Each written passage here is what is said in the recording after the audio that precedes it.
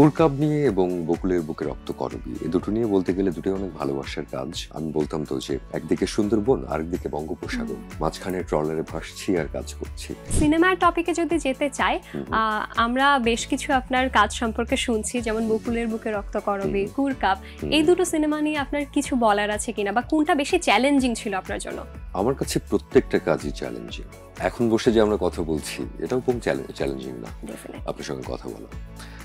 তো সেটা অনেক বড় স্কেলে কোনো ফিল্ম হোক বা খুব ছোট্ট ডিউরেশনের কোনো শর্ট ফিল্ম হোক বা একটা 40 মিনিটের নাটক হোক, অ্যাক্টিং যখন আপনার করতে হবে তখন আপনার একই রকম শ্রম দিতে হবে, একই রকম ডেডিকেশন দিতে হবে, মনোযোগ দিতে হবে, খাটতে হবে।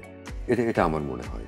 আর কোরকাব নিয়ে এবং বকুলের বুকে রক্ত করবী এ দুটো নিয়ে বলতে গেলে দুটোই অনেক ভালোবাসার কাজ, কিন্তু দুটোই আটকে গেছে ডিরেক্টরের কাছে পোস্ট প্রোডাকশনে। আমার নূর ইমরান মিঠু ভাই একটা ডিরেক্টর কোরকাবের, শাহরিয়ার পলক আরেকটা ডিরেক্টর বকুলের বুকে রক্ত করবী। এখন এ দুজন জানেন যে কবে সেই দুটো প্রজেক্টের মুখ আমরা দেখব। কোরকাব আমরা দেখছি 17 বছর ধরে লিখিত একটি গল্প।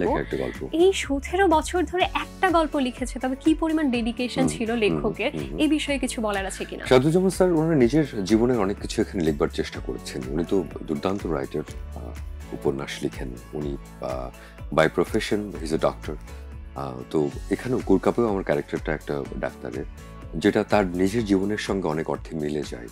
তো তার জীবনের একটা জার্নি, এবং সেই জার্নি আমার করতে গিয়ে মনে হয়েছে যে এটা ম্যাজিক রিয়েলিজমের মতো, এটা একটা পরাবাস্তব একটা কিছু। মানে আমি সুন্দরবনের একেবারে শেষ প্রান্তে বলা যায়, বা আমি বলতাম তো যে একদিকে সুন্দরবন আরেকদিকে বঙ্গোপসাগর, মাঝখানে ট্রলারে ভাসছি আর কাজ করছি।